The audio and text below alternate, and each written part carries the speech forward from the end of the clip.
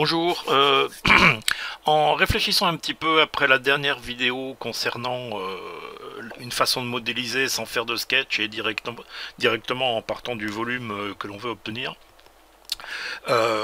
j'ai réfléchi, j'ai repensé à cette histoire de charnière et l'articulation telle que je l'ai faite dans la première vidéo est comment dire, ne correspond pas vraiment en fait à la réalité puisque ce que j'ai rendu comment dire, ce que j'ai rendu fixe, grounded, comme ils disent, hein, c'est-à-dire fixé dans l'espace, c'est l'axe de la charnière.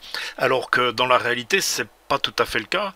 Ce qui est fixe, c'est un des deux volants ou côtés, je sais pas quel est le terme technique correct, de la charnière qui va être fixé sur la partie, comment dire, fixe, c'est-à-dire le cube, et l'autre partie va être mobile parce qu'elle va être fixée sur le couvercle. L'axe, on peut le considérer comme fixé avec le volant fixe, ou bon, enfin l'axe en lui-même en fait, il est pas vraiment important. Donc on va aller modifier la façon dont ça s'est fait. Alors je vais en profiter pour montrer quelque chose parce que pardon, c'est souvent peu pratique quand la ligne d'historique devient beaucoup trop longue et qu'on n'arrive plus à se retrouver dans ce qu'on est en train de faire. Donc je vais aller grouper. Alors c'est comme ça qu'il fallait faire. Alors on peut donc les éléments que j'ai sélectionnés, on leur dit créer de groupe. Là c'est les comment dire, les endroits où on a enlevé les extrémités de la charnière qui faisait 1,20 m long et qu'on a coupé. Hein, donc en fait on n'en a pas vraiment besoin dans l'historique puisqu'on va pas revenir pour les remettre. Donc on peut les grouper et comme ça on les voit plus. Ça c'est le moment où on a donc rendu fixe notre axe et ensuite où on a fait nos joints de révolution. Alors on va revenir mettre le curseur avant ça. On va dire delete all features after history marker, c'est-à-dire qu'on va détruire tout ce qu'on a fait après le moment où on a coupé donc notre charnière et on va recommencer les joints de zéro. Donc la première chose qu'on va faire, c'est que cet élément là, alors oui non pardon, c'est le volant, c'est les composants qu'il faut utiliser pour les joints. Donc le volant ici, on lui dit ground. Donc lui, il est fixe, il bouge plus dans l'espace, on va dire. Hein.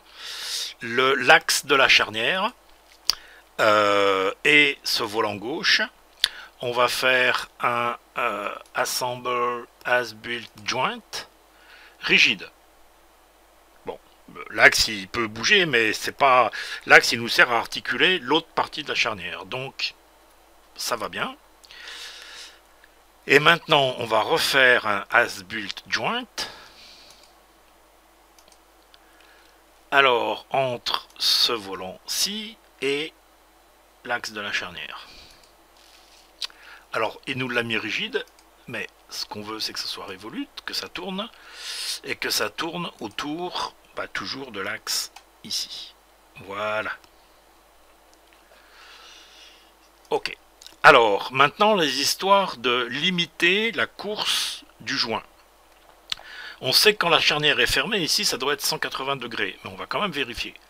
Donc la solution, c'est d'aller sur joint, le joint révolu, on s'aperçoit qu'on n'en a qu'un au lieu de deux, c'est un peu plus simple, et on peut aller sur drive joint.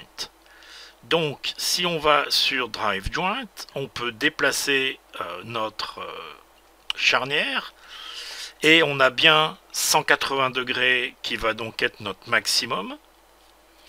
Et notre minimum, il va être moins 30. Je crois que c'était 33, mais on va mettre moins 30. Donc, ok, on laisse ça comme ça. On va revenir... on va revenir dans la position de la charnière fermée, puisque dans le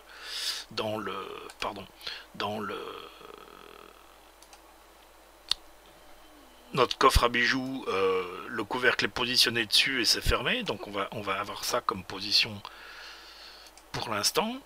Et on va donc dire que les limites, le minimum, ça va être moins 30. Et le maximum, c'est 180. Et là, on dit OK. Alors, pouf, pardon. Si je reviens maintenant dans mon projet de cube, on s'aperçoit qu'il y a un warning, un petit triangle d'avertissement, qui nous dit que ce composant n'est pas à jour. Mettez à jour vers la dernière version en utilisant le obtenir dernier, pardon, dans l'environnement du modèle. Donc c'est ici, et on va lui dire get all latest. On l'a aussi au-dessus dans la barre de menu. Hein. Donc cette fois-ci notre comment dire charnière normalement a le joint qui fonctionne comme on veut, c'est-à-dire que si on vient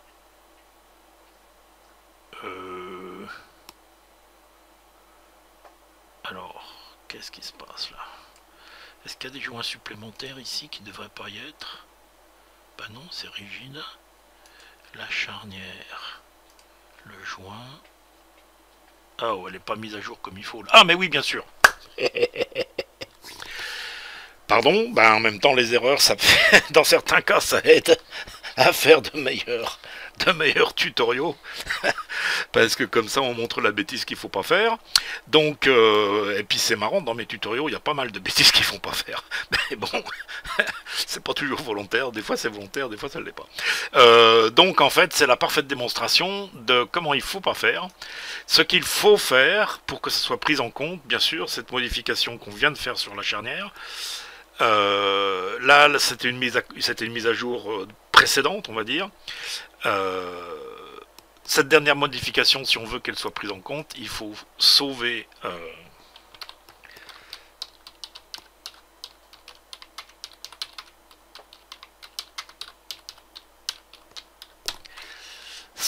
et dans certains cas ça aide de mettre une description correcte de la version, comme ça on sait ce qu'on vient de faire si on avait besoin de revenir en arrière dans nos versions. Donc on sauve, c'est assez rapide, hein, vous pouvez voir que c'est sauvé. On revient sur donc le coffret et on lui dit, alors c'est tout en haut, on lui dit ici get all latest.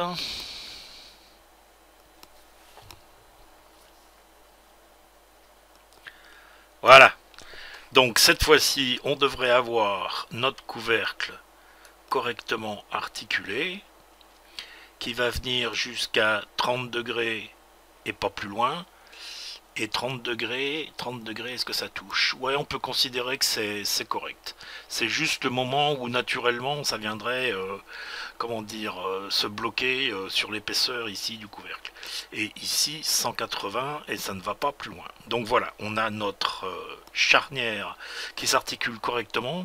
Alors je m'aperçois qu'il y a un petit défaut dans l'épaisseur. J'ai peut-être pas, comment dire, mis assez en profondeur le joint. Enfin le joint, la charnière est peut-être pas suffisamment enfoncée, on va dire, dans le couvercle. Mais bon, c'est pas, enfin bon, dans le principe ça fonctionne. On pourrait mettre, bon, enfin bon, voilà. Je voulais juste revenir sur cette histoire de charnière parce que ça me turlupinait, elle ne fonctionnait pas correctement et c'était trop compliqué. C'est absolument pas la peine d'avoir deux joints Revolut, deux joints donc en révolution, comment oui, en révolution. Pour une charnière, c'est pas la peine. Il suffit qu'un seul des deux bouge et c'est bien ce qu'il nous faut. Ça a été l'occasion de montrer comment mettre à jour quand on fait, donc quand on importe des éléments séparés dans notre dessin pour pouvoir incorporer la dernière modification. Éventuellement, bon, ça dépend vraiment de ce qu'on fait, mais moi je le conseille pas trop. Ça dépend, bon, vraiment ça dépend de ce qu'on fait. On peut ici briser le lien. Parce que là, si je reviens donc sur sur ce composant, sur cette charnière, j'ai les joints, le joint ici.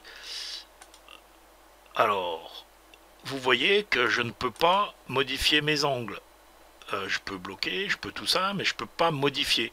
Je ne peux pas véritablement éditer cet objet, parce qu'en fait, ce n'est qu'une représentation de l'original qui se trouve donc ici. Si je veux modifier les joints, c'est ici qu'il faut que je le fasse. Hein, et là, je vais pouvoir aller faire Edit Joint Limit et modifier mes joints. Bien.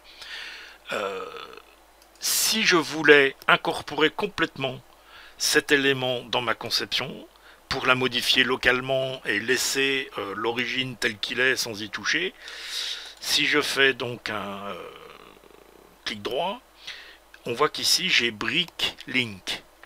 Hein, donc là, ça veut dire que on casse le lien, l'objet devient part de cette conception ici, et je peux le modifier librement. Il n'y a pas de règle, tout dépend des cas de figure. Il y a des cas où ça peut être très pratique et très bien de faire comme ça, et il y a des cas où non, surtout si c'est des pièces, ce que j'appelle en général de la quincaillerie, des choses qu'on achète dans le commerce, on va pas aller les modifier dans notre projet local. Ça n'a pas de sens. Maintenant, si c'est quelque chose que vous fabriquez, parce que c'est par exemple quelque chose que vous imprimez 3D ailleurs, et que vous avez déjà fait et que vous incorporez dans un autre dessin qui va utiliser cette pièce, là c'est à vous de voir si vous voulez la modifier ou pas. Donc ça c'est une chose de dite. L'autre chose que je voulais dire, c'est que, oui, je crois pas en avoir parlé jusqu'à présent, et comme cette vidéo est assez courte, on va en profiter. Alors on va fermer ça. Surtout les projets, les projets c'est le terme général, un projet c'est un ensemble de compositions, on va dire.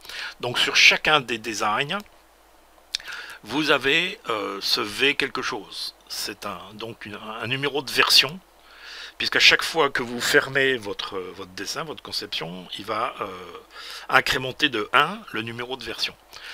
Alors, et je viens de montrer que j'ai mis quelque chose de plus long que simplement user saved. Alors à quoi ça sert? C'est qu'on peut aller voir toutes les versions depuis le début.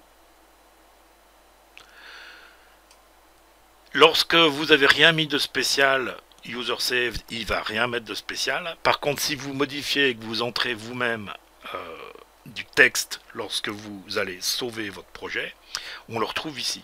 Donc ça va permettre de savoir à quel point dans l'évolution du projet on en est. Et si, par la suite, je sais pas quoi, mettons j'agrandis la charnière, parce que j'en ai besoin ailleurs et je la fais un peu plus large, là on l'a coupé, j'aurai une nouvelle version et je pourrais mettre par exemple agrandi à X cm, mais je saurai à quel moment j'ai modifié mes joints. Donc si éventuellement j'ai besoin de revenir sur la charnière d'avant les joints, il suffit que je prenne par exemple d'avant la modification de ces joints, il suffirait par exemple que je reprenne la version 9, je clique sur la petite flèche en haut. Ils appellent ça promotion. Ça veut dire qu'en fait, cette version 9, elle deviendrait version 11, donc la dernière, et c'est ça que je pourrais utiliser et modifier. Mais on peut très bien aller ouvrir une version plus ancienne par elle-même. Hein, si je clique ici sur le petit dossier ouvert, ça va ouvrir cette version. Et je peux éventuellement la travailler, la modifier, et sauver avec un autre nom, parce que sinon ça va venir, en conflit avec les numéros de version de ce design tel qu'il est. Mais on peut très bien revenir sur une version plus ancienne d'une conception qu'on fait pour la remodifier à partir d'un point particulier. Et voilà. Et c'est pour ça que je vous invite, sauf si c'est juste parce qu'on ferme et donc qui crée une nouvelle version, lorsque vous en êtes à un point marquant, on va dire, dans votre conception, je vous invite fortement à aller mettre un petit commentaire pour savoir qu'est-ce qu'on vient de faire et qu'on a sauvé. Ça peut être très pratique par la suite. Voilà, et il suffit de recliquer sur le numéro pour que ça disparaisse. Alors pendant qu'on y est, on va regarder le menu sur ces différents objets.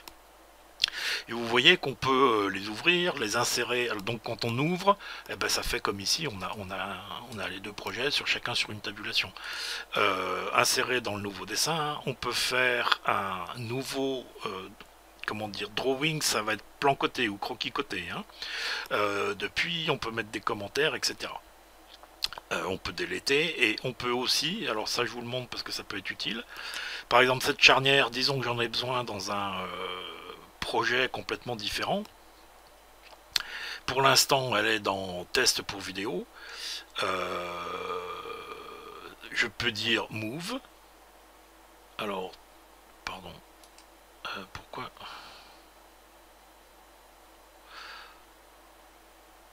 Ah oui, parce qu'elle n'est pas sauvée, par contre. Ouais, oui, pardon. Oui, on peut aller déplacer ce qu'on a dans les datas, dans des folders, dans des dossiers différents. Mais surtout, si je me mets ici sur cette charnière, et que j'en ai besoin dans un autre projet, je peux aller ici lui dire export ou save copy as. Donc je pourrais mettre charnière 60 mm de long par exemple. Alors j'en ai pas besoin sur mon ordi, save to a project dans le cloud, et là je peux aller choisir parmi tous mes projets que j'ai, à quel, dans quel projet et dans quel, par exemple j'en ai un où c'est que des composants, donc là ça pourrait aller assez bien. Et si il a plusieurs sous-dossiers, et ben je pourrais aller le mettre dans un dossier qui correspond à celui-là, ou je peux créer un nouveau dossier ou carrément un nouveau projet. Donc ça vous permet assez facilement comment dire, d'organiser vos données en librairie structurée comme on a l'habitude sur un disque dur d'avoir des répertoires, des sous-répertoires, etc. Voilà. La vidéo était pas longue, mais elle a tendance à se rallonger rapidement. Alors, merci de votre attention. Comme d'habitude, n'hésitez pas à vous abonner, poser des questions, allez voir sur mon site internet. Et à très bientôt. Merci de votre attention.